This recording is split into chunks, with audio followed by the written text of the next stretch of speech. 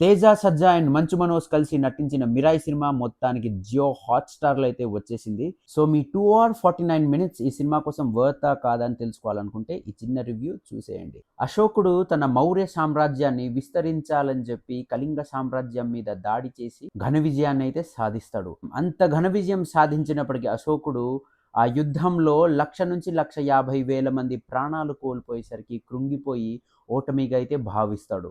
అప్పుడు తన విజయానికి మూల కారణమైన శక్తివంతమైన 9 గ్రంథాలని అశోకుడు తను బాగా నమ్మిన వివిధ దేశాల నుంచి శక్తివంతమైన సంరక్షకులకి ఈ 9 గ్రంథాలు మళ్ళీ వెలుగులోకొస్తే ఇలాంటి హింసాత్మకమైన సంఘటనలు జరగవచ్చని అశోకుడు ఒక్కొక్క సంరక్షకుడికి ఒక్కొక్క గ్రంథాన్ని అయితే అప్పగిస్తాడు. అయితే బలవీర్ లామా మంచు మనోజ్ ఆ 9 గ్రంథాలను ఎలాగోలా సంపాదించి ప్రపంచాన్ని పరిపాలించాలని అనుకుంటాడు. ఆ 9 గ్రంథాలను లామాకి దక్కకుండా యోధ తేజ సజ్జా ఎలా కాపాడుకుంటాడో ఏం చేస్తాడో అనేదే ఈ సినిమా మిగతా స్టోరీ. ఈ సినిమాలో పాజిటివ్స్ విషయానికి వస్తే కేవలం 60 క్రోర్స్తో తీసినా కానీ ఆ విజువల్స్ అండ్ గ్రాఫిక్స్ అయితే సినిమాలో చాలా చాలా బాగున్నాయి. అలాగే మైథాలజికల్ స్టోరీని ఆధారంగా పెట్టి కరెంట్ జనరేషన్ స్టోరీతో చాలా బ్యాలెన్స్గా ఎగ్జిక్యూట్ చేశారు డైరెక్టర్. సినిమాలో మంచు మనోజ్ విలన్గా యాక్ట్ చేసి కొత్త యాంగిల్ని అయితే డైరెక్టర్ ప్రజెంట్ చేశాడు.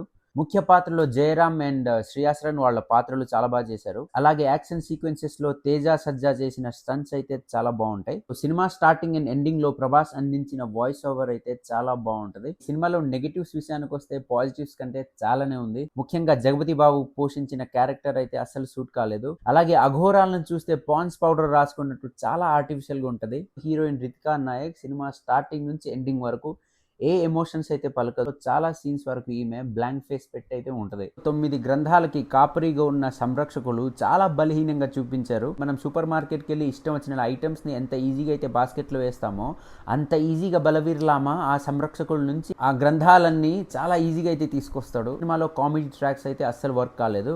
డైరెక్టర్ కిషోర్ తిరుమల అలాగే గెటప్ శ్రీను వెంకటేష్ మహా వీళ్ళ కామెడీ సీన్స్ అయితే సినిమాలో అస్సలు పేలదు. విలన్ని అంత పవర్ఫుల్గా చూపించినప్పుడు హీరోకి విలన్కి మధ్య వచ్చే సన్నివేశాలు చాలా తక్కువ. పైగా విలన్ అలా చనిపోతాడు. ఇలాంటి లూప్ హోల్ సినిమాలో చాలానే ఉన్నాయి. సో మీరు కనుక మైథాలజికల్ డ్రామా అలాగే socio fantasy super hero films నచ్చినట్లయితే ఈ సినిమా మీకు నచ్చవచ్చు. నాకైతే ఈ సినిమా నచ్చలేదండి. సో మొత్తానికి వైబ్ లేదు బేబీ వైబ్ లేదులే అని చెప్పాలి. మరిన్ని movie reviews updates and recommendations కోసం ఛానల్ అయితే లైక్ షేర్ సబ్స్క్రైబ్ చేయండి. మరో వీడియోతో అయితే కలుద్దాం. Bye bye.